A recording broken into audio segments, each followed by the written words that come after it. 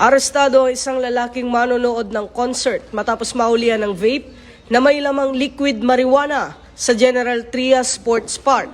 Kinilalang sospek sa alias Nabel, nasa hustong gulang at kabilang umano sa street-level individual drug watch list ng pulisya. Nangyari ang insidente dakong alas 8:50 ng gabi habang ginaganap ang music festival na may temang Bida Jam, Buhay Ingatan, Drogay Ayawan na pinangunahan ng General Trias City Anti-Drug Council sa pamumuno ni Mayor John Ferrer.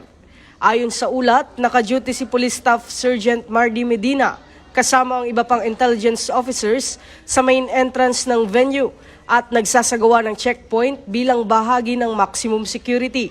Nang mapansing may kahinahinalang hawak na vape ang suspect, ito ay sinita at isinailalim sa inspeksyon.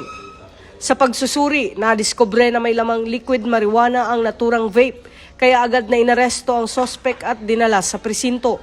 Nahaharap ngayon ang suspect sa kasong paglabag sa Section 11, Article 2 ng Republic Act 9165 o Comprehensive Dangerous Drugs Act of 2002. Ito ang bagong PNP para sa bagong Pilipinas. Serbisyong mabilis, tapat at nararamdaman.